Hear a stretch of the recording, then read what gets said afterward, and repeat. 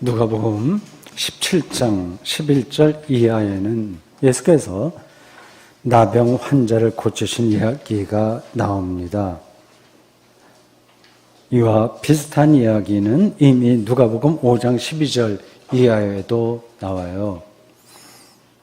이 누가복음 5장 12절 이하에는 나병 환자 한 사람만 나오는데 여기 17장에는 10사람이 나옵니다.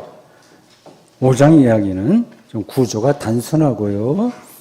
17장 이야기는 조금 더 복잡해집니다. 성서 주석학자들의 설명에 따르면 본래 있었던 이 누가복음 5장 이야기가 이 교회 안에서 이제 구전되면서 좀 해석되고 편집되고 확장됐다고 합니다. 교회가 받아들인 신학적 의미가 5장보다는 이 17장에서 더 두드러진다는 뜻입니다. 성경은 다 해석의 결과예요. 그것이 무엇인지를 저는 오늘 여러분들에게 설명해 보겠습니다. 저 자신에게는 기대가 되는데 여러분들에게는 어떨지 모르겠습니다. 먼저 이야기 진행을 보십시오. 예수께서 예루살렘으로 가시다가 사마리아와 갈릴리 경계 지역을 지나는 중에 한 마을에 들어갔습니다. 북쪽 갈릴리 지역에서 남쪽 예루살렘으로 이렇게 내려오려면 중간에 있는 사마리아 지역을 거쳐야 됩니다. 경건한 유대인들은 가능한 한 사마리아 지역을 통과하지 않고 우회했어요. 사마리아 지역 사람들은 혈통적으로 깨끗하지 못하다 해서 거림직하게 여긴 겁니다. 예수께서는 당연히 사마리아를 그냥 관통하셨죠.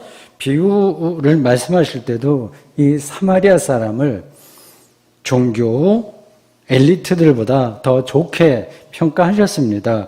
오늘 이야기도 이런 흐름의 연장선에 있습니다. 나병 환자 10명이 멀찍이서 예수님을 향해서 우리를 불쌍히 여기소서 외쳤다고 합니다. 이 나병 환자들은 그 예수님이 평소에 환자들을 고치고 또 장애인을 고친다는 소문을 들었을 겁니다. 누가복음 5장 12절 이하에 나오는 이야기에서는 예수님이 나병 환자의 몸에 손을 대고 보통 그렇게 많이 하시죠. 그리고 내가 원하노니 깨끗함을 받으라라고 말씀하시자 이 나병이 떠났다고 합니다.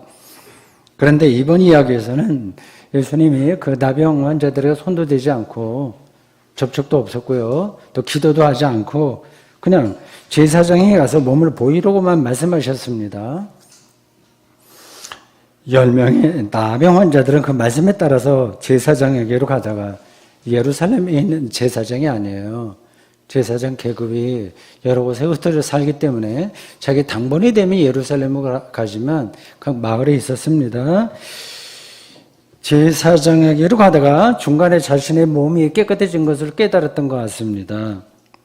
이 단락에서 9명과 1명의 태도가 갈립니다. 본문이 명시적으로 언급하진 않지만 이 9명은 예수님 말씀대로 제사장이 그것까지 가서 율법이 말하고 있는 대로 어떤 그 제사 합당한 그러한 일을 했을 겁니다. 한 명은 예수께 돌아와서 엎드리면서 감사의 예를 바쳤다고 하네요. 그 둘 사이가 선명하게 대비가 됩니다. 예수님의 말씀이 이어집니다. 10사람이 다 깨끗해졌는데 왜 한 사람뿐이냐? 9명 어디 갔냐? 그리고 18절과 19절 말씀 이렇게 이어갑니다. 이 이방인 외에는 하나님께 영광을 돌리러 돌아온 자가 없느냐 하시고 그에게 이르시되 일어나 가라. 내 믿음이 너를 구원하였느니라 하시더라. 너무 여러분들 잘 알고 있는 이야기예요. 뭐 복잡한 것도 없어요. 예수께 돌아온 이 사람은 유대인이 아니라 이방인이었던 것 같습니다. 같은 유대인이라고 하더라도 사마리아 지역에 살면 여러 종족들이, 소수민족들이 모여 살았거든요. 여러 가지 역사적 배경도 있습니다. 유대 지역에 사는 유대인들에게 순수하게 유대인들이 주로 살았는데 차별 대우를 받는 마당에 있으니까 이방인이었으니 그 처지가 어땠을지 우리가 충분히 상상해 갑니다. 예수님의 말씀에 따르면 유대인으로 추정되는 나머지 9명은 하나님께 영광을 돌리지 않은 거예요. 저는 앞에서 이 9명이 제사장에게로 가서 종교의식을 집행했을 거라고 말씀드렸습니다. 요즘식으로 쉽게 난치병으로 고생하던 어떤 교우가 기도하는 중에 치료받고 서원 기도를 해도 좋아요. 그래서 교회 와서 예배드리며 또 마음이 동해서 헌금을 드렸다. 이런 정도로 생각하시면 되겠죠? 그러면 하나님께 영광을 돌린 거라고 할 수 있어요. 그런데 예수께서는 왜 자신에게 돌아온 이 한 사람 이방인만 하나님께 영광을 돌린 것처럼 말씀하실까요? 이 질문에 직접 대답하기보다는 예수님이 자기를 찾아온 이 이방인에게 하신 말씀 중에서 마지막으로 하신 말씀을 짚는 게 좋습니다. 그 말씀을 따라가다 보면 대답이 저절로 주어질 겁니다.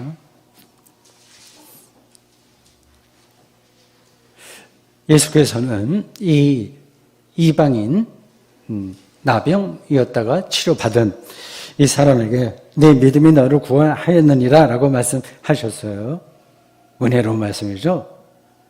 많이 들었던 이야기입니다. 아주 익숙해요.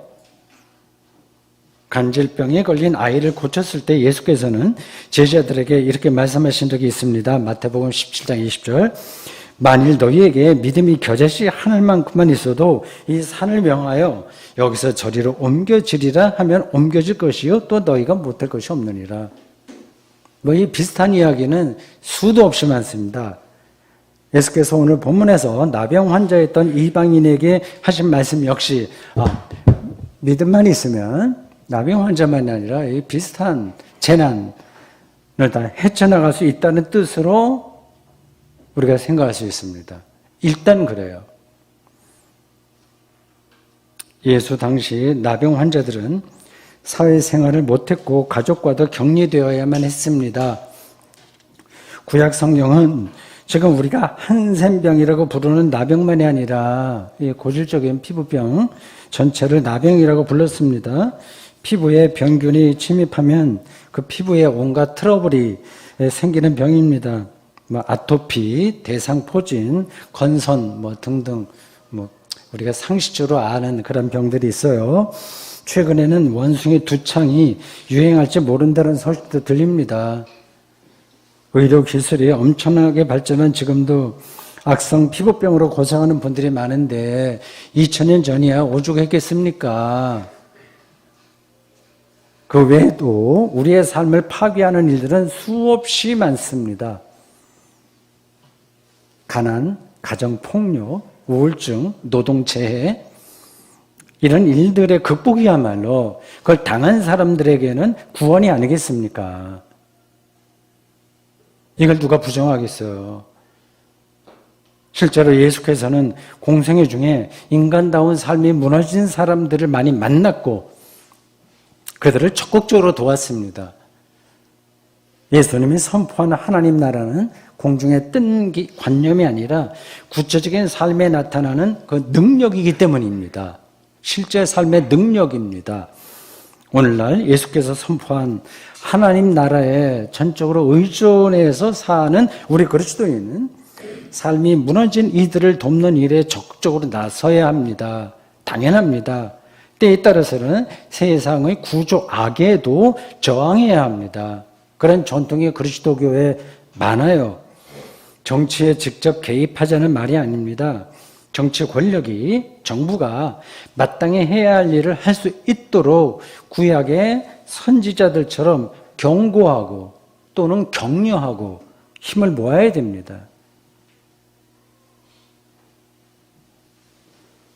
그러나 오늘 본문이 말하는 구원은 그런 인간다운 삶의 회복만을 가리키는 게 아닙니다. 나병에서 놓였다는 사실만이 아니라 더 큰 차원에서 일어나는 하나님의 생명 사건이 이 사람에게서 일어났다는 뜻입니다. 당연합니다. 이건 뭐 그렇게 복잡한 이야기가 아니에요. 상식적으로 보면 다 아는 겁니다. 우리 현실을 보십시오. 우리가 아무리 노력해도 모든 나병 환자를 치료할 수 있는 게 아니에요.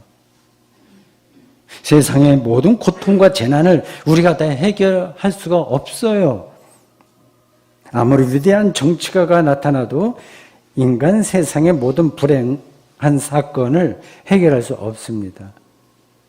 우리가 살아가면서도 그런 일을 수없이 당합니다. 개인도 그렇고 인류 전체의 운명이 다 마찬가지로 모든 문제가 완전히 해결된 세상은 없습니다. 기대하지 마십시오. 그런 세상은 말 그대로 유토피아예요. 우, 없다는 뜻이에요. 토퍼스, 장수가 없다는 겁니다. 예수님도 사실은 모든 문제를 해결하지 못했잖아요. 우리가 사는 이 현실에는 나병과 같은 재난이 없을 수 없기에 그것을 제거하는 것만을 구원이라고 말한다면 성경이 말하는 하나님의 구원은 온전하지 않습니다. 그냥 시민단체에 들어가서 활동하면 됩니다. 교회는 다른 구원을 이야기합니다. 나병 환자로 살아갈 수밖에 없는 일까지 치료된 게 아니라 그냥 나병을 안고 살아가는 사람들까지 구원받을 때만 우리는 그것을 하나님의 구원이라고 말할 수 있는 겁니다. 하나님의 구원은 우리가 생각하는 행복한 삶의 조건보다 훨씬 심층적이고 포괄적인 차원에서 일어나는 그분의 고유한 생명 사건이라는 뜻입니다. 보이는 사람이 있고 안 보이는 사람이 있을 거예요. 행복한 조건만 찾아가면 거기에 매달리면서 살 겁니다. 이성애자들만이 아니라 동성애자들까지 구원받아야죠. 자본주의 체제 아래서 사는 사람들만이 아니라 공산주의 체제에서 사는 사람들까지도 지식 수준이 높은 사람만이 아니라 낮은 사람도 누구나 부러워할 만한 배우자와 사는 사람만이 아니라 크게 부족한 배우자와 사는 사람도 모두 행복할 수 있어야 되지 않겠습니까? 인격이 고상한 사람만이 아니라 종종 민폐를 끼치는 사람도 희망을 잃지 말아야 되지 않겠습니까? 저는 그래서 그리스도 공동체 안에는 민폐를 끼치는 사람도 있어야 된다 그래서 생각합니다. 오늘 본문에서 예수께 돌아온 한 사람 이방인은 다른 9명과 똑같이 나병에 노연한 것은 똑같으나 더 본질적인 차원에서 구원을 받은 겁니다. 이를 우리가 익숙하게 아는 단어로 바꾸면 영혼 구원이라고 합니다. 그러면 구원이야말로 복음서가 우리에게 전하려는 참된 복음이에요. 세상에 주는 구원과는 차원이 다른 구원입니다. 하나님만이 행하실 수 있는 참된 구원이자 하나님의 통치예요. 이런 구원을 경험할 때 우리는 하나님께 영광 이렇게 말할 수 있는 겁니다. 착한 사람만 구원받으면 어떻게 그걸 하나님께 영광이라고 할 수 있어요? 못된 사람도 구원받아야 참된 구원의 능력 아니겠습니까? 예수께서 이방인이었던 이 이방인으로서 나병 환자다가 10명 다른 9명과 같이 치료받고 돌아온 이 한 사람만 하나님께 영광을 돌렸다고 말씀하신 이유가 여기 있습니다. 아직까지 문제가 다 풀리지 않았죠. 뭔가 저 목사가 얘기하는데 좀 논리 전개에 비약이 있는 것 같다 생각이 드시겠죠? 조금 더 가보겠습니다. 하나님께 영광 또는 하나님의 영광이라고 할 때 그 영광, 히브리어로 카봇, 헬라어로 독사라고 부르는 이 영광은 하나님의 하나님 되심이 드러나는 순간을 가리키는 용어입니다. 생명 충만 또는 존재의 신비입니다. 온 세상에 하나님의 영광이 가득하다는 표현을 들어보셨죠? 그걸 절감하십니까? 이사야 6장 3절, 민수기 14장 22절, 시편 8편 1절 수도 없이 많아요. 하늘에는 하나님께 영광, 땅에서는 사람들에게 평화라는 말도 들어보셨을 겁니다. 이 영광이라는 말을 다른 말로 바꾸면 거룩하심입니다. 이사야는 성전에서 천사들이 3번이나 상투스, 그 유명한 중세기 가톨릭 그리고리안 찬트 등에 나오는 노래입니다. 삼성창이라고 부르든가 특징 용어가 있어요. 하나님을 경험한 사람들은 모두 하나님을 거룩한 존재로 경험합니다. 그 거룩하신 존재가 나타나는 순간을 가리켜서 하나님께 영광이라고 말합니다. 이게 손에 잡힐 듯 말 듯 하시죠. 이런 경험이 어떤 건지를 말로 설명하기는 정말 어렵습니다. 불림 문자가 여기에 해당해요. 일상의 순간이, 우리가 살아가는 일상의 순간이 영원한 시간과 일치되는 그 경험은 자신이 느껴야만 현실, 리얼리티가 되는 거 아닙니까? 전혀 느끼지 못하는 사람에게 무슨 말로 설명하겠어요? 비유적으로 저의 작은 경험을 말씀드리겠습니다. 비유예요, 순전히. 저는 매월 첫 주일 오후에 서울 샘터 교회를 방문합니다. 오래됐습니다. 집에 돌아오면 대략 밤 11시쯤 됩니다. 그 시간대에 제가 사는 원당 마을에는 20가구나 20여 가구가 살고요. 한 30명쯤 되나요? 그 마을에는 사람 하나 보이지 않습니다. 물론 낮에도 잘 안 보여요. 아무 소리도 들리지 않습니다.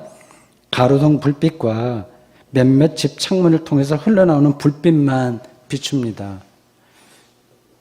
저희 집은 언덕 위에 자리하기에 집 뒤로는 참나무와 소나무가 병풍처럼 둘러섰습니다. 그리고 그 아래 무덤이 여러 기 있습니다. 밤에는 나무도 보이지 않고 그냥 흑암입니다. 집 주변 전체가요. 달빛이 없을 때는 더욱 그렇습니다. 바로 옆에는 폐가가 있습니다. 오래된 폐가. 너무 낯선 풍경입니다. 너무 낯설어서 내가 지금 다른 행성에 온 게 아닐까 하는 느낌까지 듭니다. 그런 느낌에 휩싸이면 나는 축소가 되는 거예요. 나가 전혀 중요하지 않습니다. 흑암이 저의 영혼 전체를 휘감기 때문입니다. 하나님의 영광은 이런 경험과 비슷합니다. 전체가 자기를 휩싸는 경험입니다. 완전히 낯선 생명을 만나는 경험입니다. 성경은 가끔 그런 경험을 천사라고 표현합니다.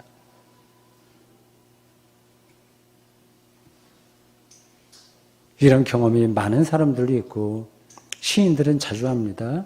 예술가들은 자주 해요. 그렇지 못한 사람도 많습니다. 그런 얘기를 하면 세상 사람들은 뜬금없이 그게 밥 먹여줘, 못 먹여줘 막 그렇게 생각할지 모릅니다. 요한계시록 4장 1절 이하에는 하나님에 관한 묘사가 나옵니다. 그 하나님은 보좌에 앉으신 이입니다. 그의 모양이 벽옥과 홍보석 같고 무지개가 보좌를 둘렸다고 합니다. 보좌 둘레에 24보좌들이 있고 그 보좌 위에 24장로들이 흰옷을 입고 머리에 금관을 쓰고 앉았습니다.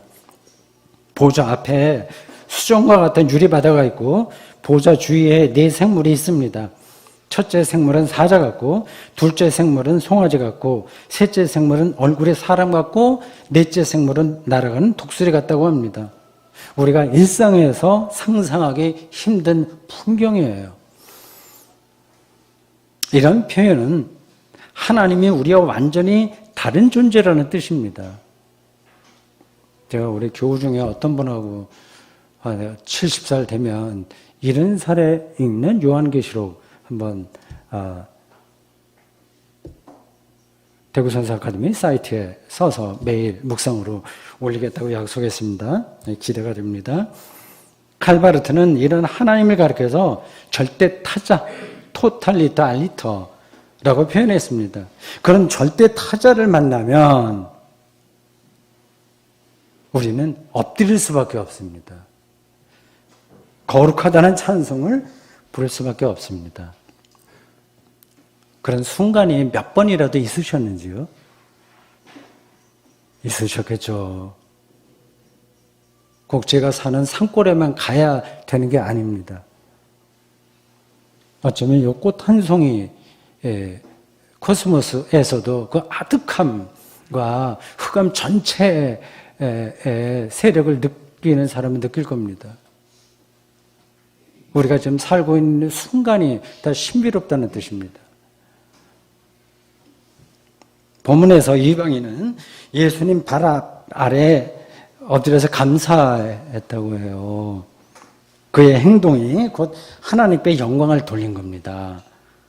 이방인의 행동은 제자들과 초기 그리스도인들이 그 예수님을 어떻게 생각했는지에 대한 본보기예요. 그들은 예수님에게서 하나님의 영광을 보았습니다. 예수께 영광을 돌리는 것이 곧 하나님께 영광을 돌리는 것이었습니다. 이 문제가 예수님 당시에 유대교 기득권 그 지도자들과 예수님 사이에 벌어졌던 갈등 요소였습니다. 네가 하나님이냐? 소문이 그렇게 있던데 네가 하나님이야? 당신이 그리스도야? 이렇게 따져 물었습니다. 결국 예수님은 신성 모독이라는 죄명으로 십자가에 달렸습니다. 여러분은 이게 말이 된다고 생각하시나요? 예수께 영광 돌리는 것이 곧 하나님께 영광을 돌리는 것 맞나요? 예수님이 하나님의 아들, 즉 하나님 맞습니까?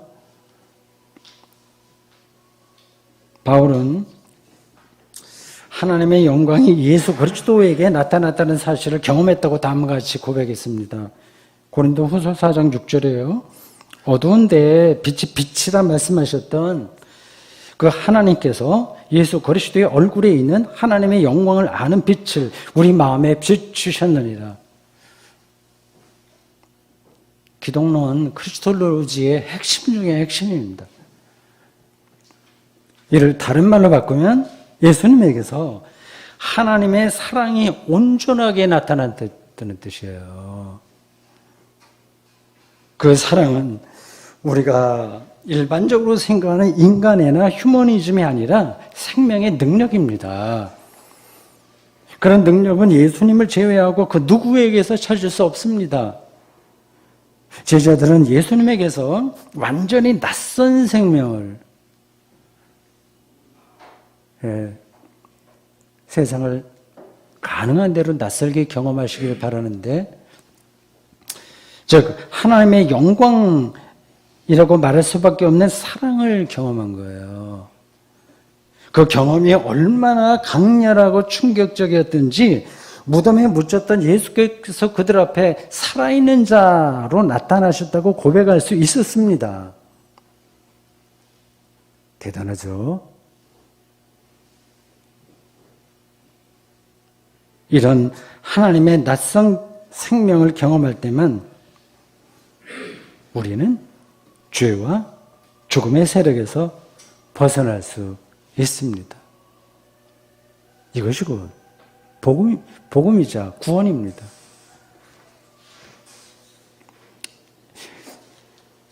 조금 다른 이야기를 하고 싶은 분들도 있을 겁니다. 예수님 이전에도 하나님의 사랑과 그 생명을 경험하고 선포한 선지자나 랍비가 많았는데 어떻게 예수님에게만 하나님의 영광이 나타났다고 얘기하냐? 그건 좀 오버하는 거다. 그 말이죠.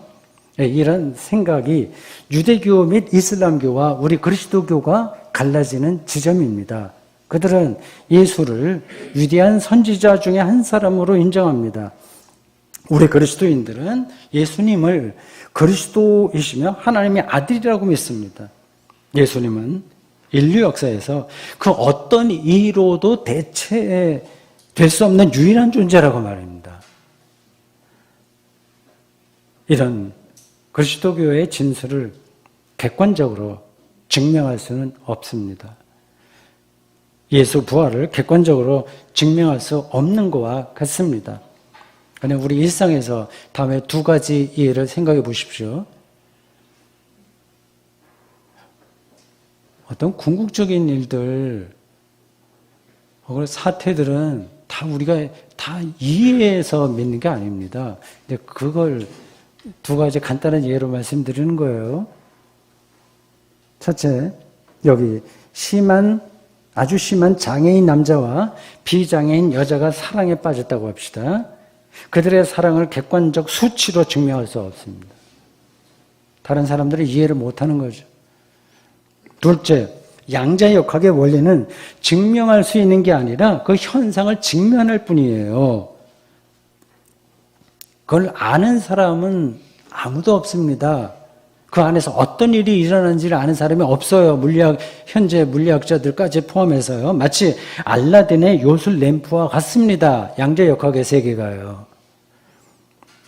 오늘날 우리는 정말 상투적인 방식의 삶에 너무 익숙해져서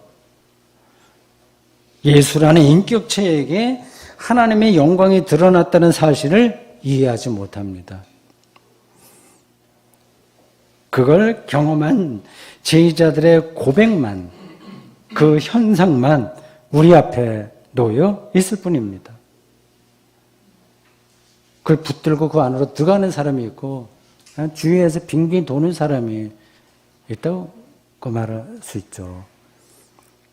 요한복음 마지막 장인 21장에는 예수의 십자가 처형에 낙심해서 고향으로 돌아가 원래 직업인 어부로 살던 베드로에게 예수께서 나타나서 네가 나를 사랑하느냐? 이렇게 3번 반복해서 묻는 이야기가 나와요.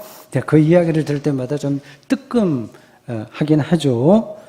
그런데 그 이야기가 말하는 핵심은 예수 그리스도를 사랑할 때만, 그러니까 그에게 가까이 갈 때만 예수님이 누군지를 인식할 수 있다는 겁니다. 그렇지 않고서는 안 되는 거예요. 말로만 들어서는 인식할 수 없습니다. 오늘 우리도 그러한 초기 그리스도교의 전통을 이어받는 사람들입니다. 여러분은 예수님을 얼마나 진실하게 사랑하십니까? 그에게 나타난 하나님의 영광과 구원의 신비를 조금이라도 맛보았습니까? 아니야, 나는 그거 다 알고 있어. 그래서 더는 알려고 노력할 필요가 없다고 생각하시나요? 혹시 다른 관심으로 교회에 다니는 것은 아닐까요?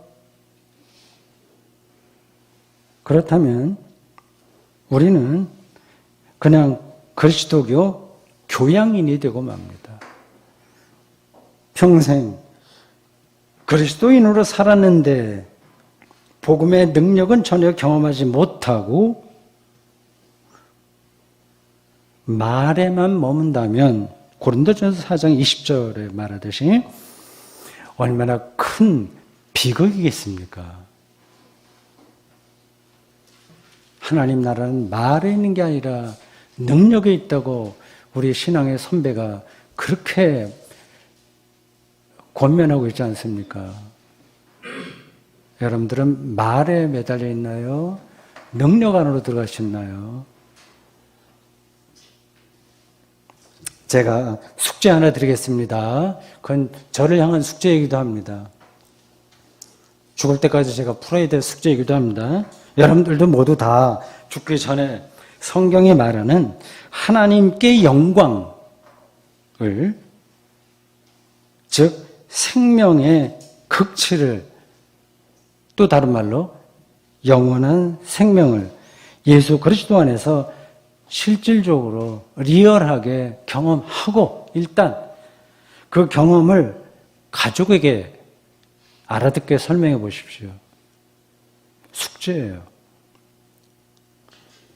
우리는 그런 숙제를 함께 푸는 도반들이니 잃어버린 드라크마를 찾던 한 여인의 간절한 태도로 그 길을 가봅시다. 나머지 일은 다 하나님께 맡기고